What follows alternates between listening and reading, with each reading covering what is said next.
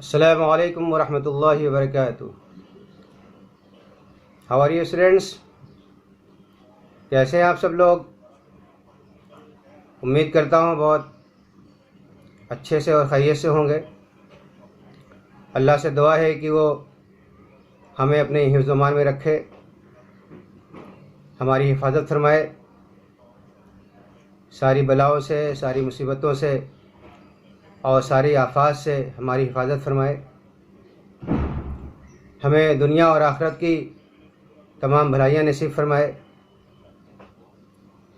So welcome to Diniyat online classes. Today we read about greatness of the Quran, third part. ابھی تک ہم نے قرآن مجید کی عظمت کے تعلق سے پچھلے 2 پارٹ میں بہت کچھ جانا ہے، سمجھا ہے، اور اب ہم آگے چند خوبیاں ڈسکس کریں گے، کچھ ورچوز قرآن مجید کے ڈسکس کریں گے۔ So first of all, we recite the du'as۔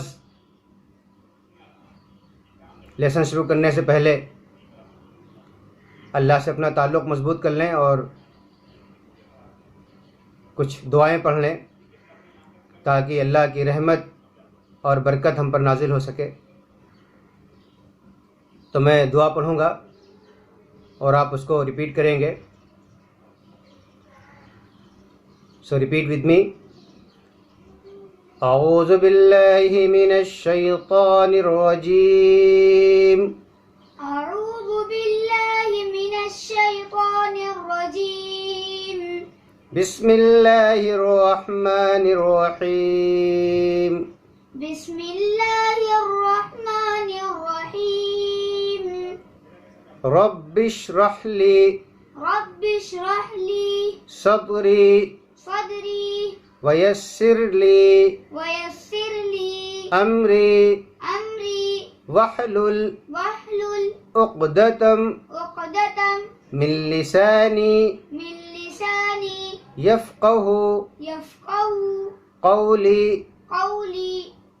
رب یسر رب يسر ولا تعسر ولا تعسر وتمم وتمم بالخیر۔ بالخير.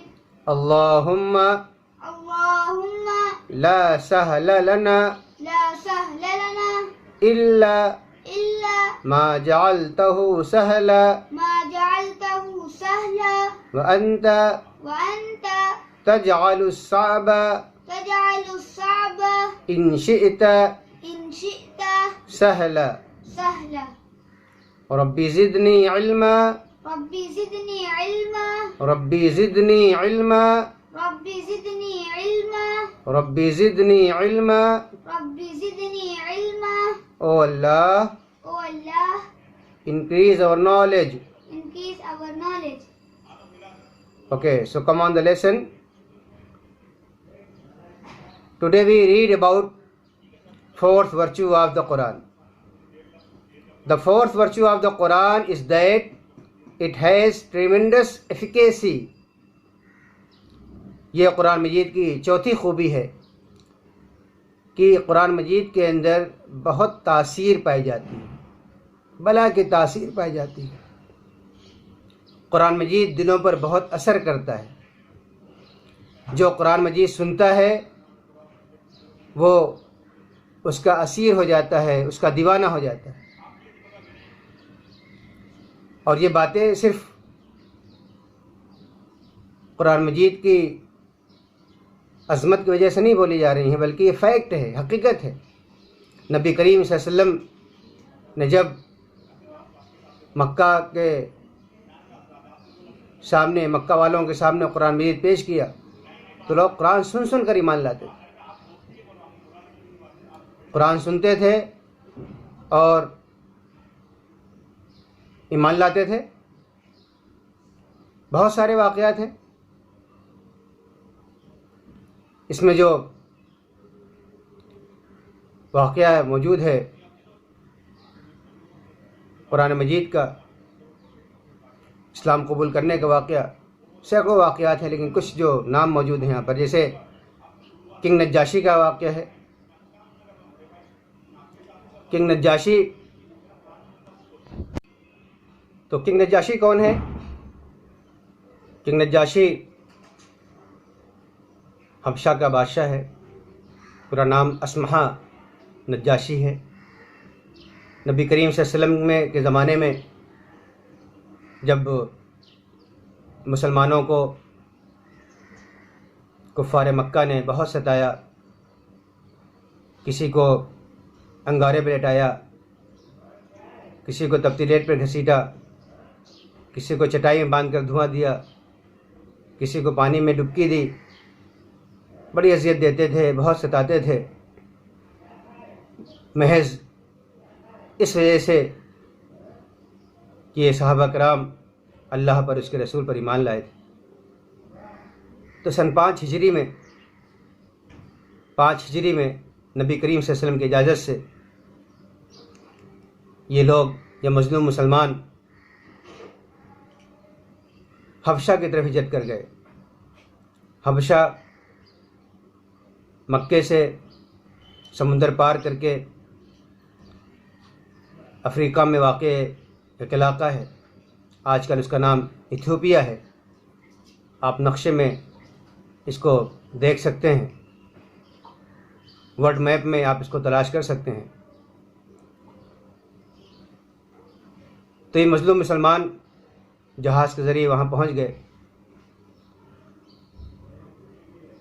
ایتھوپیا کا محل وقوع سمجھیے کہ جیسے ہمارا یہ ملک ہے، اس ملک کے بعد بحر عرب ہے، جس کو ہم لوگ عرب ساگر کہتے ہیں یا عربین سی کہتے ہیں، اس کے بعد عرب کا علاقہ آتا ہے، پھر عرب کا پورا علاقہ پار کرنے کے بعد اس پار ایک سمندر ہے، بحر قلزم کہا جاتا ہے، اس کو ریڈ سی کہا جاتا ہے۔ اس سمندر کو پار کر کے حبشہ آتا ہے۔ تو حبشہ میں یہ صحابہ کرام ہجرت کر گئے۔ جب لوگ ہجرت کر گئے تو مکہ والوں کو لگا کہ یہ تو ہمارے ہاں سے نکل گئے، ہم کو ظلم کرنے کا موقع نہیں ملے گا۔ تو یہ لوگ بھی پیچھے پیچھے حبشہ پہنچے اور وہاں کے بادشاہ کو جا کر ورغلایا کہ ہمارے یہاں سے کچھ غدار بھاگ کر کے آپ کے یہاں آ گئے ہیں، آپ ان کو ہمیں حوالے کیجیے۔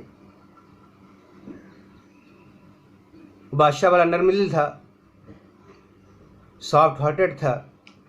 نبی کریم صلی اللہ علیہ وسلم نے مسلمانوں کے کہہ بھیجا تھا کہ وہاں چلے جاؤ، وہاں کا بادشاہ نرم دل ہے، وہاں پر تم کو آزادی سے دین پر عمل کرنے کا موقع ملے گا۔ لیکن جب پیچھے پیچھے یہ لوگ پہنچے اور بادشاہ سے کہا تو بادشاہ نے ان مسلمانوں کو بلوایا اور حقیقت حال جاننی چاہیے۔ تو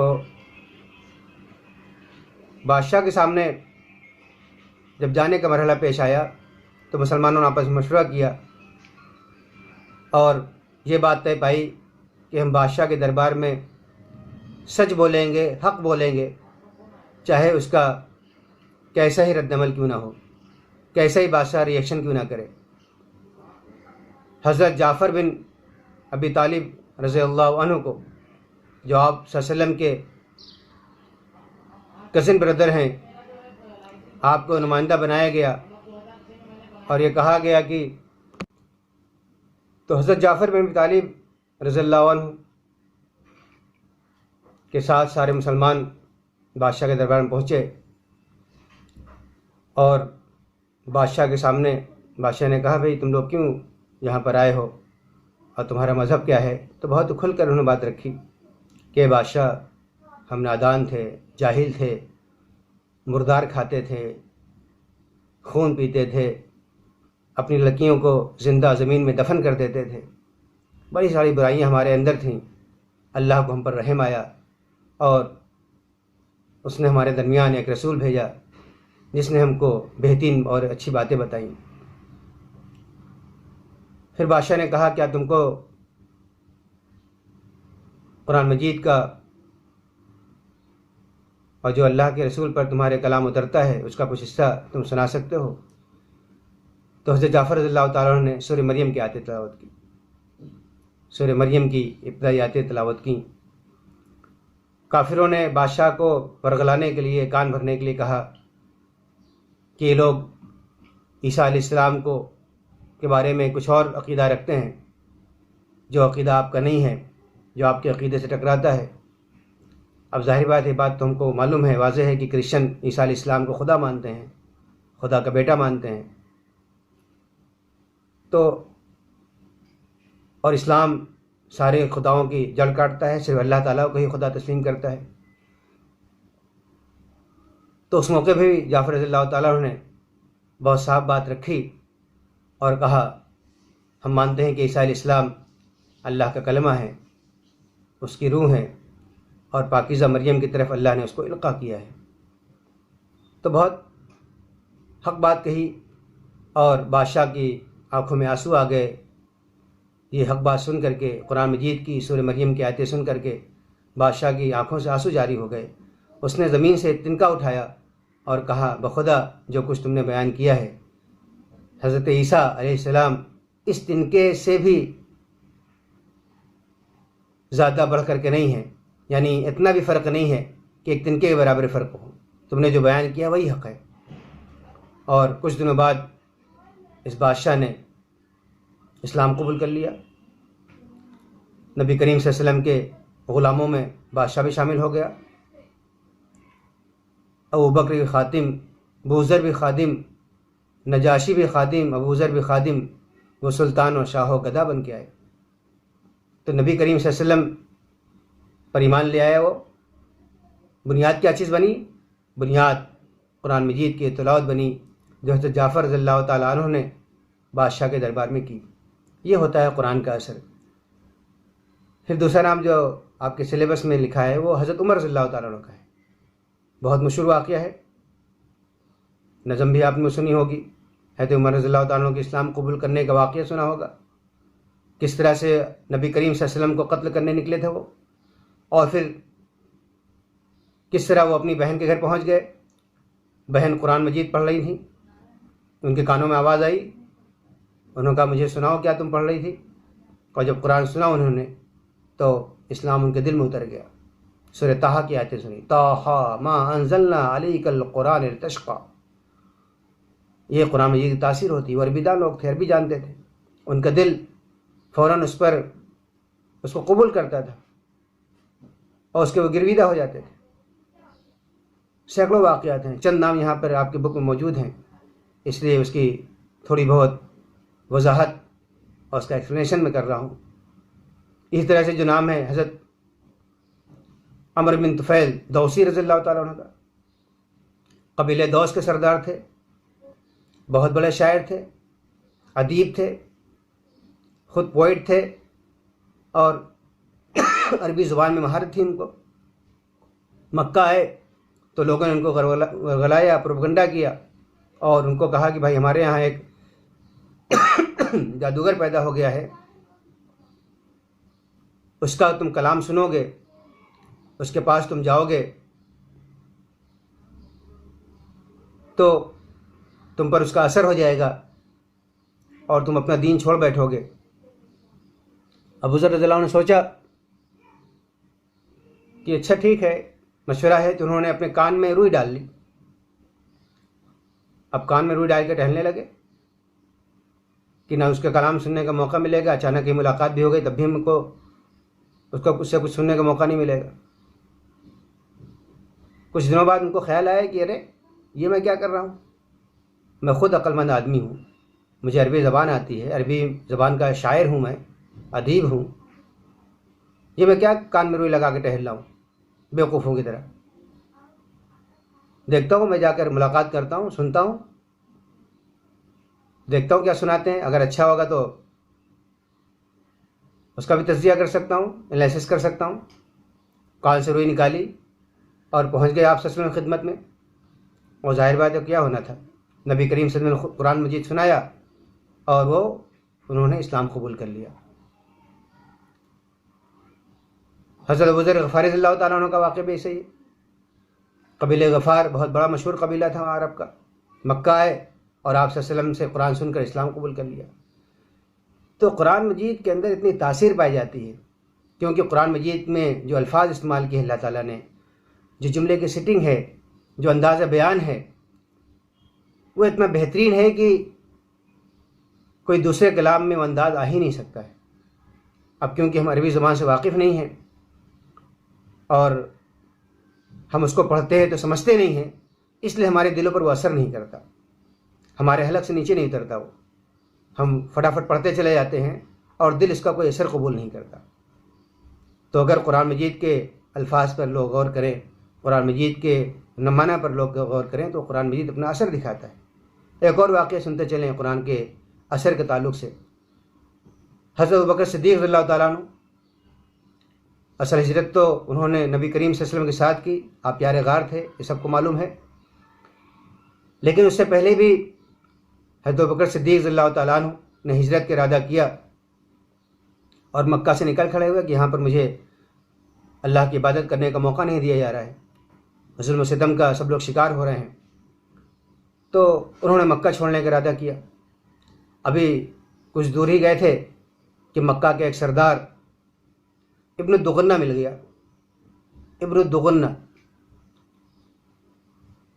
کافر مشرک تھا، مکہ کا بڑا سردار تھا۔ اب دیکھیے وہاں پہ آپس میں کیا بات ہو رہی ہے۔ ابن دغنہ نے کہا کہ ابوبکر رضی اللہ تعالیٰ عنہ، ابوبکر اگر آپ جیسی شخصیت، آپ جیسی پرسنالٹی بھی مکہ چھوڑ کر چلی گئی تبھی مکہ کے لیے بہت برا ہوگا۔ آپ تو اتنے اچھے ہیں، آپ بیواؤں کا خیال کرتے ہیں، یتیموں کا سہارا ہیں، مسکینوں کا سہارا ہیں، اور وہ سب پر الفاظ ہیں حدیث میں اور بہترین الفاظ سے اس نے تعریف بیان کی، اور یہ کہا کہ آپ واپس چلیے، میں آپ کو مکہ سے جانے نہیں دوں گا، ایسے لوگوں کو علاقہ چھوڑ کر نہیں جانا چاہیے۔ اور اس نے کہا کہ وہ آپ کو کچھ کوئی بول نہیں سکتا، میں آپ کو اپنی امان میں لیتا ہوں، اپنے پروٹیکشن میں لیتا ہوں، اور آپ جیسے چاہیں ویسے عبادت کریں۔ ابوبکر صدیق رضی اللہ تعالیٰ واپس آئے اور انہوں نے اپنی عبادت کرنی شروع کر دی۔ گھر کے اندر جو ان کا آنگن تھا، صحن تھا جو ان کا، تو وہاں پر ایک مسجد کی اس کو شکل دی اور وہاں پہ نماز پڑھا کرتے اور قرآن کی تلاوت کیا کرتے۔ ابوبکر رضی اللہ تعالیٰ کی تلاوت میں اتنی تاثیر تھی، ان کی زبان میں ایسی مٹھاس تھی کہ آس پاس کے جو پڑوسی تھے وہ اپنی چھتوں پر آ کر کے قرآن سنا کرتے۔ ابوبکر رضی اللہ تعالیٰ واز ویری سافٹ ہارٹیڈ، بہت رقیق القلب، بہت نرم دل تھے۔ قرآن پڑھتے تھے خود ان کی آنکھوں سے آنسو بہنے لگتے، جو سنتا اس کا دل بھی نرم پڑ جاتا۔ اب یہ سب دیکھ کر کے یہ جو مکہ کے سرداران تھے یہ بڑے گھبرائے کہ ارے یہ تو ہمارے بچے متاثر ہو جائیں گے، ہماری عورتیں قرآن سے متاثر ہو جائیں گی۔ تو اپنے دغنہ پر زور ڈالا کہ بھائی تم اپنی ایمان واپس لے لو، اور بڑا فورس کیا، they force Ibn Dughna to take back the protection واپس، اپنی واپس لو، اپنی امان واپس لو، یہ تو ہمارے بچوں کو بدل دے گا، یہ تمہاری عورتوں کو بدل دے گا۔ ابن دغنہ نے جا کے بات کی اور کہا کہ آپ اپنی تلاوت اور اپنی نماز ایسا کیجئے کہ اس کی آواز باہر نہ آئے۔ بڑا لیسن ہے اس میں، صحابہ کرام زندگی ہمارے لیے بڑی وہ ہے کہ دوسروں کو مطالبے پہ کیا ہم اپنی عبادتوں سے، اپنی شریعت سے دستبرداری اختیار کر سکتے ہیں؟ حالانکہ مکہ کے حالات کتنے سخت حالات تھے۔ ان حالات میں ابوبکر صدیق نے کیا جواب دیا؟ کیا انہوں نے تلاوت کرنی چھوڑ دی، نماز پڑھنا چھوڑ دیا؟ انہوں نے صاف جواب دیا کہ you may take back your protection, you may take back your protection, the protection of Allah is enough for me. تم اپنا امان، تم اپنی حفاظت، جو تم نے میری حفاظت ذمہ لیا ہے، اس کو واپس لے سکتے ہو۔ اللہ کی حفاظت میرے لیے کافی ہے. یہ دیٹ از نریٹڈ بائی بخاری شریف. بخاری کی روایت ہے، یہ پورا واقعہ ہے، پڑھیے آپ، اور اس سے ہم کو حوصلہ ملتا ہے. اس تمام چیزوں کو پڑھ کر کے ہم کو یہ اندازہ ہوتا ہے کہ صحابہ کرام کی زندگیاں کیسی تھیں. اور جو ٹاپک ہے کہ قرآن مجید نے کیسے اثرات ڈالے، کتنے بہترین اثرات کی کتاب ہے، یہ دلوں میں کیسا اثر کرتی ہے. یہ قرآن مجید لوگوں کو سننا چاہیے. اور یہ جو آج کل ایک فارمولہ چل نکلا ہے کہ اپنی اپنی عبادت، اپنے اپنے مذہب پر عمل، اس کی وجہ سے لوگ، کتنے لوگ ہیں، کتنے ہزارہ لوگ ہیں جو جہنم کی طرف بکٹوٹ بھاگے چلے جا رہے ہیں کہ ان کو جہنم سے بچانے والا نہیں. جب قرآن سنایا جائے گا، جب قرآن پبلکلی عام کیا جائے گا، جب قرآن مجید لوگوں کے سامنے اپنے پیغام کے ساتھ آئے گا، تو پھر لوگوں کو اس بات کا احساس ہوگا کہ ہاں کس قدر وہ گمراہی میں تھے اور ان کے کا نجات کا راستہ کہاں ہے. وہ اثرات ان کو ان کی زندگی میں آئیں گے. سب سے جو پر اثر کلام ہے وہ اللہ کا کلام ہے. انسان کے کلام میں وہ اثر آ ہی نہیں سکتا. ہم چاہے جتنی اچھی تقریر کر لیں، ہمارے تقریر کرنے میں وہ اثر نہیں ہوگا. خود نبی کریم صلی اللہ علیہ وسلم سے بڑھ کر کیا ہم سمجھ سکتے ہیں اسٹوڈنٹس کہ کوئی انسان دنیا میں اچھی تقریر کر سکتا تھا؟ کوئی دنیا میں ایسا ہو جو نبی کریم صلی اللہ علیہ وسلم بڑھ کر کے اپنی باتیں رکھ سکے؟ اس کے باوجود ہم دیکھتے ہیں کہ نبی کریم صلی اللہ علیہ وسلم اپنی زندگی میں جو بات پیش کرتے تھے کہ جو بھی آپ کے سامنے اسلام کے تعلق سے ملاقات کرنے کے لیے آتا تھا تو اس کے سامنے وہ قرآن پیش کرتے تھے. بڑا مشہور واقعہ ہے ولید بن عتبہ کا. مکہ کا بہت عقل مند شخص تھا. یہ واقعہ سن لیجئے. عقل مند شخص تھا مکہ کا. اس کو لوگوں نے نمائندہ بنا کے بھیجا کہ تم جاؤ اور بات کرو کہ جو تم نے کام شروع کیا ہے، محمد سے جا کے بات کرو صلی اللہ علیہ وسلم، کہ تم نے جو کام شروع کیا ہے اس کو بند کر دو. تم نے سب کو جدا جدا کر دیا ہے، ہر گھر میں جھگڑا کھڑا کر دیا ہے. تم جو چاہو ہم دینے کو تیار ہیں. ہم تم کو اپنا سردار بنانے کو تیار ہیں. ہم تم کو جس سے چاہو اس سے تمہارا نکاح کرنے کو تیار ہیں.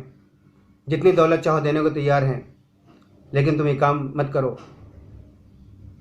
تو ولید بن عتبہ آپ کے پاس پہنچا اور آپ کو یہ سارے آفر دیے. آپ اس کی بات سنتے رہے. اور جب وہ سنا چکا ساری باتیں، سارے آفر آپ کو دے چکا، تو نبی کریم صلی اللہ علیہ وسلم نے کہا کہ ولید تم اپنی بات کہہ چکے، اب میری بات سنو. تو نبی کریم صلی اللہ علیہ وسلم نے اس کی بات کے جواب میں کیا کہا؟ نبی کریم محمد صلی اللہ علیہ وسلم نے ولید بن عتبہ کے جواب میں سورہ حامی میں سجدہ کی تلاوت کی. قرآن سنایا اس کو اور پھر اس کو اثر پڑا. انشاءاللہ پھر کسی موقع پہ اس کا جو اثر ہوا، اس نے اپنی قوم سے جا کے کیا کہا، آگے کسی موقع پہ اس کو ڈسکس کر لیا جائے گا. ابھی جو آج ہم نے ٹاپک ڈسکس کیا ہے وہ قرآن مجید کی تاثیر ہے. تو fourth virtue of the Quran that it has tremendous efficacy. Quran Majeed بہت اثر اپنے اندر رکھتا ہے، بلا کی تاثیر رکھتا ہے. ہم اپنے لیے دعا کریں کہ اللہ تعالی ہمارا دل نرم کر دے اور ہمیں ایسا موقع دے، ہمیں وہ صلاحیت عطا کر دے، ہمیں وہ دل عطا کر دے کہ جس کے ذریعے ہم قرآن پڑھیں تو ہمارے دلوں پر قرآن اثر کرے. اللہ ہمارا تعلق قرآن سے مضبوط کر دے، قرآن پر عمل کرنے والا بنا دے، قرآن کو سمجھنے والا بنا دے، اور اس کے ذریعے اللہ تعالی ہم سے راضی ہو جائے. السلام علیکم ورحمۃ اللہ وبرکاتہ. انشاءاللہ نیکسٹ ویڈیو میں آگے کی جو خصوصیات ہیں قرآن مجید کی وہ ہم ڈسکس کریں گے. کتاب آپ کے پاس ہے تو آپ اس کو پڑھ لیا کریں، اور جب ہم ویڈیو میں ملاقات کریں تو آپ اپنا ذہن بنا کے آئیں کہ آگے کون سا ٹاپک ڈسکس کرنا ہے. کچھ سوالات اگر آپ کے ذہن میں آتے ہوں، کچھ باتیں آپ کے ذہن میں آتی ہوں، یا ایکسپلینیشن میں کوئی بات سمجھ میں نہ آئی ہو تو آپ کمنٹ میں پوچھ سکتے ہیں، براہ راست بھی پوچھ سکتے ہیں، میسج کے ذریعے پوچھ سکتے ہیں.